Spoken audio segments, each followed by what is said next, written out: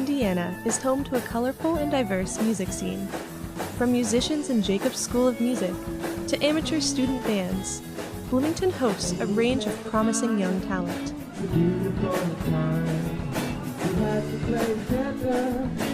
Jacobs School of Music provides the centerpiece for the city's musical culture. With over 1,600 students enrolled, it has one of the largest enrollments of any music school in the United States.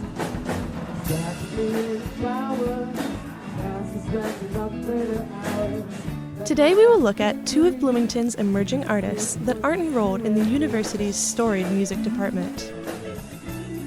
With an underground scene of amateur musicians, Bloomington students and graduates help soundtrack the nightlife of our city, while also supporting their musical dreams outside of the classroom. Bloomington's late-night bar scene provides the perfect home for these local musicians to launch their careers, whether it's to entertain their friends on a drunken Friday night or in search of a long-term career.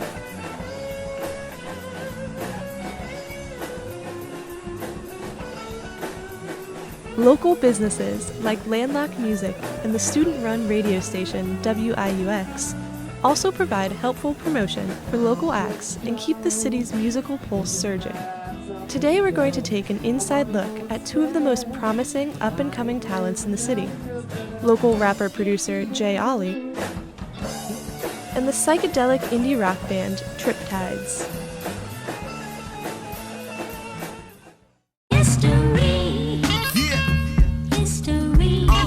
Now rocking with the stable. Jay Dilla, rest in peace. I just wanna make. I just wanna take. I just wanna make. Remember me in.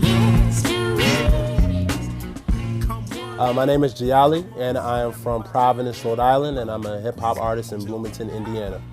And so I'm sitting in my room while my mama saying go study, listening to beats, planting seeds while I go nutty. My buddies rolling, we living on the swisher, spitting to the game, call me a good kisser. What brought me to Bloomington was a track scholarship. In high school, I did the hammer and the weight, and I was one of the top in the country, and I ended up writing my own ticket to Indiana University because of it. They told me get ready for the real world. I tell them how when I can't even find a real girl. And so I moves on, preparing for a dream life, dream house, dream car, harboring my dream wife. Yeah. I started rapping at the age of 11. I was at a summer camp called Camp Meehan, and there was this kid there named AJ Bruce. Right now he's a photographer, and he was dope. He was like the nicest MC I ever heard. He was just like, he could just go right off the top of the head and just spit some of the coldest bars, some of the coldest lines you ever heard. And he ended up putting me on to who inspired him, like Rakim, Big Daddy Kane, DMX. He put me on to so many different artists, and that's when I took it upon myself. I was like, yo, this is pretty cool, and I think I have the capacity to do it as well, and that's when I started really practicing it. Betas, homes, educating your education and educator with songs. As I rap code, swiftly with the flow, left in black smoke, black throat, throwing up the bars for my black folks. Stack slow, even when that money comes fast. Whenever father win dreams, the money will come last. Yeah, this is one I got to listen to. And the song, Better Things, and then I'd say check out Money's a good song as well, and then Window Shopping. Those are three joints that are personally my favorite.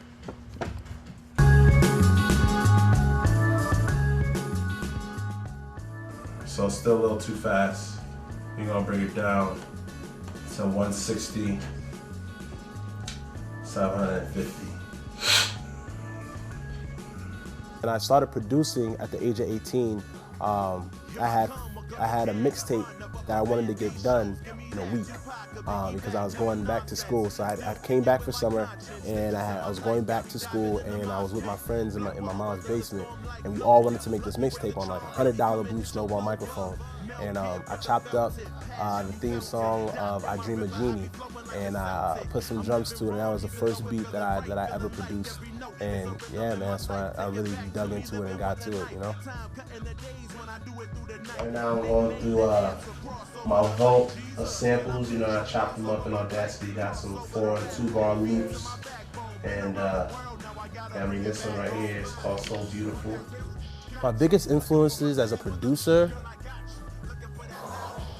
there's so many. Just Blaze, huge. I love his drums. His drums they sound so realistic, and the space that he creates with his drums, it captivates your mind and puts you into the session. And I also like the way he samples as well. Kanye West, just for his soul beats. Decompose, who produced a lot of stuff for Binary Star, One Below, Sin on Scylla, the Pete Rocks. We have the DJ Premieres. One of my favorite albums from him was A Moment of Truth by Gangstar. It was him and Guru. And then Ninth Wonder. Can't forget Ninth Wonder. Ninth Wonder, I mean, he finds those samples that like you necessarily wouldn't be able to make them work, but somehow he flipped them, or somehow he just chopped them in a way that just lines up perfectly. The refs, all that. He took it up. Hey, you know what I mean? You know, Beethoven, he went deaf and he was still writing out his symphonies and his orchestration. You know what I mean? And I feel the same way. It's like only I can hear what I have in my head, and only I can get it out in a fashion that fits me. So that's really the reason why I produce. I mean, I'd love to work with Kanye, Just Blaze, all these other producers, but right now I'm the only one really making the music that I want to be on, I want to rap to, and I want to put out. It's like, that's what I love about sampling. It's like, when you hear the song that got sampled, it takes you to a whole nother place, because it's like, wow, that was genius. Like, it really is, it used to be a point of like, damn, if I would have got to that song first, then I would have made that dope beat. But now it's like, I don't think about that. I don't think it's like that. You literally have to have that ear for the chop. You know what I mean? If you don't have that ear for the chop, you cannot make a beat. I promise you that. You can have the best songs, the best, old school 70s, 60s joints. You ain't gonna make nothing. I had it was Martin Luther King.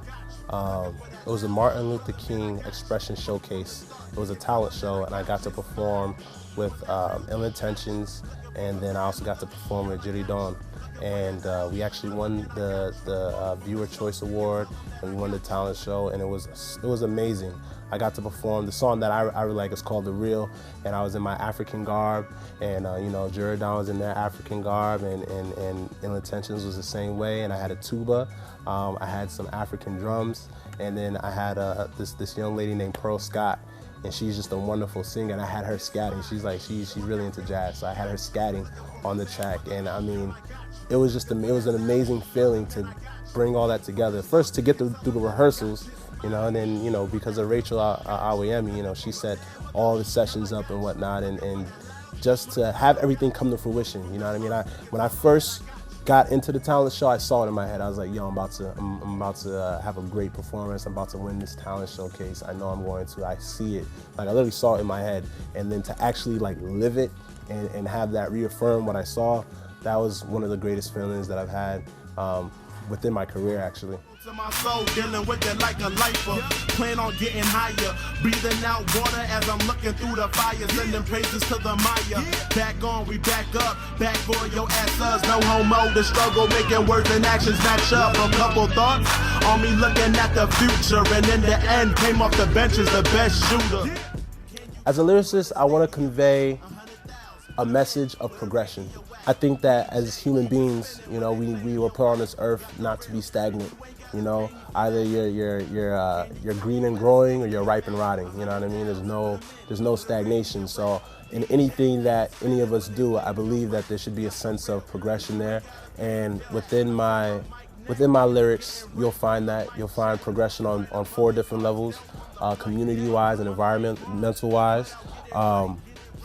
Spiritually-wise, you'll find progression as well. Or at least the message of going towards that mentally and then physically as well. And I just want everybody to realize that the work and the job is never done. There's always more work to do, and there's always a higher level to reach, and there's always a better way to be yourself. You always have more capacity to be what you are now. My aspirations as a hip hop artist, once again, to become a national and international act. I also want to do a lot of the business as well. I want to set up a college tour. I want to set up a national tour and a national tour as well. I also want to get into artist management and development along with my manager, Rachel Awoyemi, and just really spread the message and keep progressing as an artist, not just as an artist, but as a lyricist and as a rapper. There's more to hip hop than just the music. You know, you have graffiti, you have fashion, you have turntablism, you have b-boying, and then you have the lyricist, the rapping, you know what I mean? And so I want to be able to incorporate all 5 pillars of hip hop into everything I do with that. I like to teach, so I would love to set up a program, you know, in whatever school system that will allow me to, and actually teach hip hop from a personal development standpoint. You know what I mean? As opposed to just trying to make it as an entertainer or trying to make it because there's lots of money involved. Hey, how about using hip hop as a tool to decide what goals you want to achieve, or to be specific in terms of how you want to develop as a person, your character, your desire, your drive, your discipline, your determination, your dedication. All those things I want to be able to use hip hop as an outlet to promote. So I mean, you know, teaching is always something that comes with ability and with skill, and I feel like I have the ability and skill to do that no matter what aspect I'm doing. Bloomington has shaped me as an artist by allowing me the outlet to mess up and to learn as I go, you know, in terms of like planning events and then, you know, my stage presence and all those different types of things, and being critiqued, how the fans interact. It's a lot. Bloomington's been very forgiving. You know, and I think that's one thing I like about the Midwest in general, is like they're very forgiving. Because if I did a lot of stuff that I did here on the East Coast or on the West Coast, I would have been thrown out of clubs. You know what I mean? I would have been, you know, not given a second chance. But I like Bloomington because it's really a learn as you go type of deal, and everybody respects what you're doing, no matter how different you are, no matter how different what you're doing is. Everybody will at least give you the opportunity to let them know what it is you're doing, how you're doing it, and if they would like to be a part of it as well. So I really do thank Bloomington for that, for allowing me to progress and giving me those lessons, and not showing me failure, but showing me defeats, and allowing me to learn from those to become an even better winner in this industry. I gets busy on the microphone. You know what I mean? Jayali isn't the only artist in Bloomington making big waves. We stopped by the Bishop for a night of live music and laughs to see how the psychedelic surf rockers of Triptides found a purposeful home in Bloomington. Go for it. Hi, I'm Glenn Brigman. I play guitar and sing in Triptides. I'm Dylan, and I play the bass guitar. I'm Josh, and I play drums. I believe Glenn broke a string during that song. I did that. I didn't break a single string the entire tour, and then the first song, I broke a string. Woo! Spaghetti. I applied to go to school here and got accepted, and then was subsequently denied from the schools that I was preferring to go to, and ended up coming here because I visited over spring break and it had a good vibe. I felt like It was a last resort for Glenn. it was Basically. I regretted every decision I've ever made.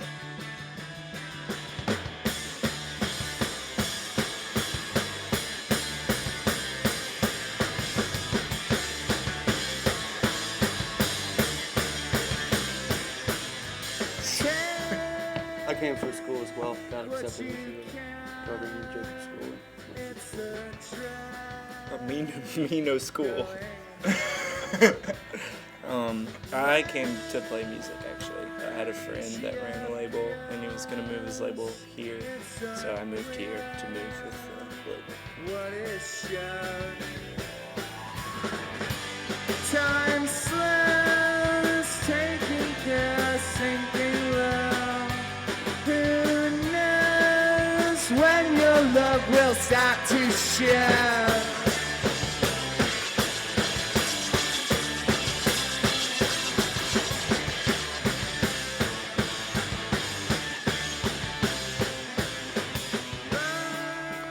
I started jamming with this dude Josh Menashe, who is working right now, but he's the other guitar player in Triptides, and then we kind of just started doing different lineups of the band until eventually it came to this lineup, which is the best lineup. And I don't know, we just started with house shows and took it from there and do a lot of home recording, and that's kind of how we write the songs, and then we unleash them. So you've been in since 2010? Yeah. And then how long? I've been in it for like a year and a half, I think. 2 years maybe? Yeah, 2 years. I'm actually the new guy, so I've only been in a couple, 4 or 5 months. He's a rookie. I'm a rookie. How's he doing? Not great. Terrible. We still call him Young Dylan. Oh, wow. Yeah, He's 13. I like it. 13 and a half.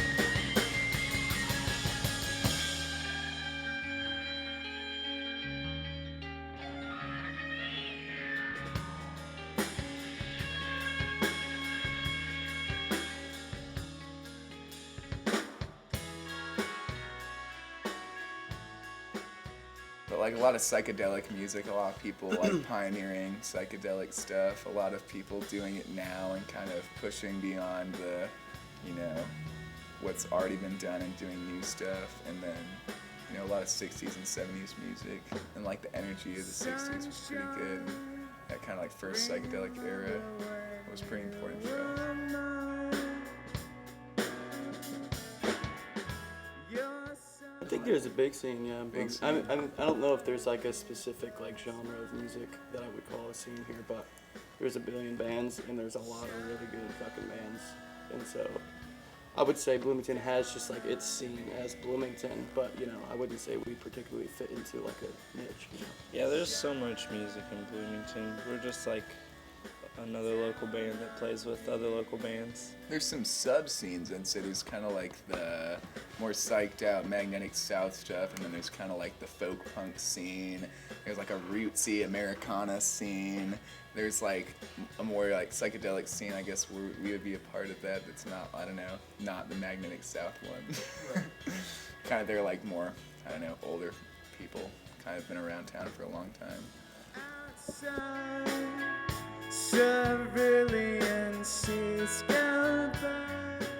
I mean, being on the road's the dream. You gotta play music with people. But it's always fun to play shows in Bloomington too, because we get 50 of our friends that come out and we all get drunk and have a good time. But we do that on the road too, and we get to meet new people. So I personally would say I probably prefer to play on the road. If it's a good show. Yeah. I feel like if we played even more on the road, then it'd be a bigger band. That's the point. Mm-hmm. So definitely playing on the road. Yeah. It is nice though, because my house is downtown, so getting to the Bishop is really easy. So local shows are convenient, and I don't know, you can go sleep in your own bed afterwards and chill, which is nice. But the road is just, there's nothing bringing your sound to a new city and just having fresh ears, just kind of enjoying that. That's just a great feeling, I think. And then saying hey, I want to get your CD, I want to listen to your music, and you're just we did a good job, I guess. Yeah, people don't buy merch in your hometown. Yeah, no one's ever I'm never gonna see your band again. Yeah, gotta better get that a CD. One of the first shows we played with Josh over here was Culture Shock at the Bishop 2 years ago. And this whole place was packed. It rained out. It was supposed to be in Dunn Meadow, and then it ended up being here, but it was packed, and I just felt like it was a really good energy going on. That was a lot of fun. I puked at one of our shows once. Explain.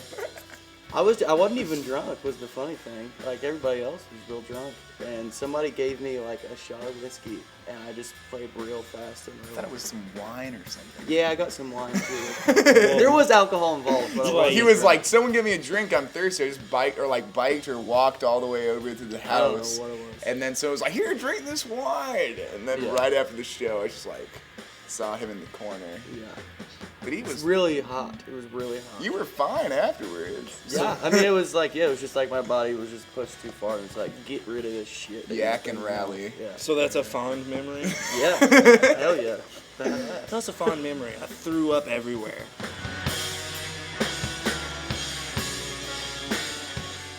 We want to reach as many people as possible and keep writing songs and recording records and, you know. Hone our craft. Yeah, I mean, we just want to keep doing what we're doing and evolving as a band and getting to know each other as bandmates and going on the road as much as possible and, you know, hopefully at some point, you know, make a sustainable living monetarily would be, you know, a nice dream too.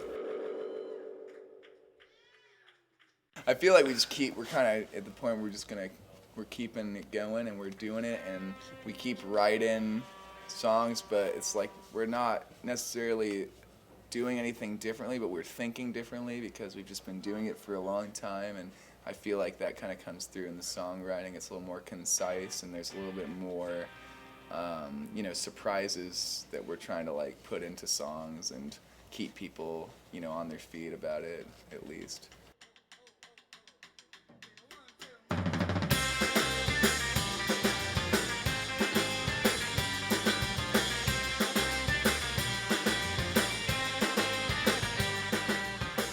We have a new album that just came out last week, 2 weeks ago. Yeah, it was in November. November 4th. It's called Predictions. It's out on Stroll On Records. It's a British label based out of London. It's a great label. It's our best work to date, I'd say. We kind of stepped to the production and made it sound a little bit shinier.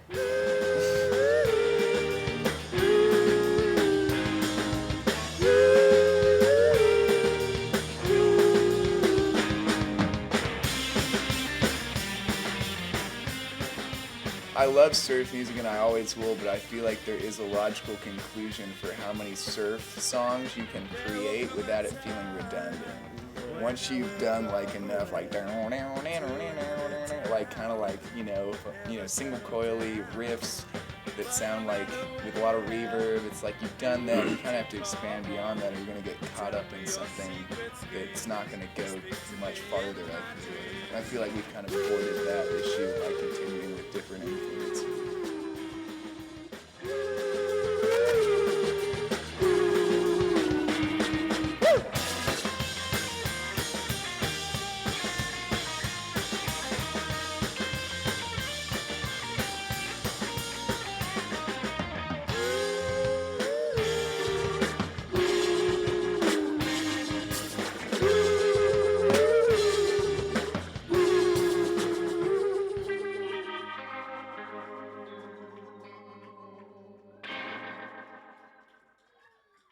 Yeah, I mean, I wouldn't be the person I am without coming to Bloomington. I mean, meeting all the musicians I played with, and, you know, I started doing drugs when I came here, and that honestly is like a big part of the culture, you know, for me. And, you know, just like drugs and alcohol and good food and, you know, indulging. Just good times, you know? man. Seriously, like, Bloomington's a good place for it because it's a safe town, and there's an awesome school here, awesome people, awesome music, you know.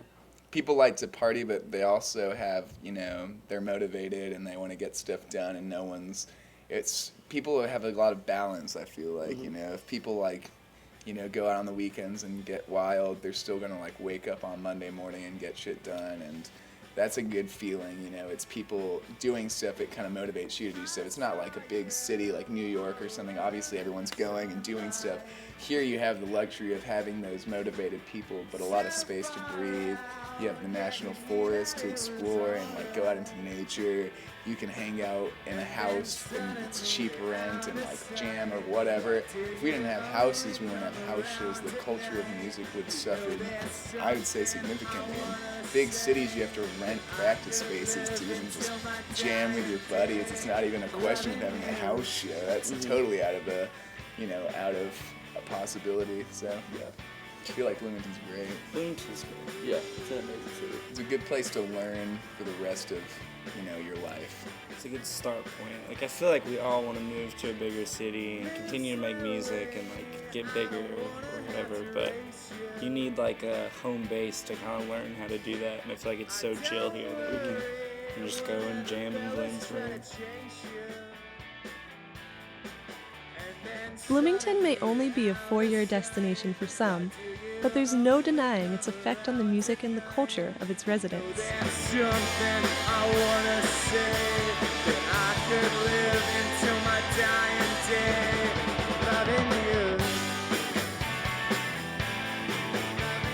Whether you're a hip-hop fanatic, a jazz connoisseur, or anything in between, Bloomington has a little something for everyone.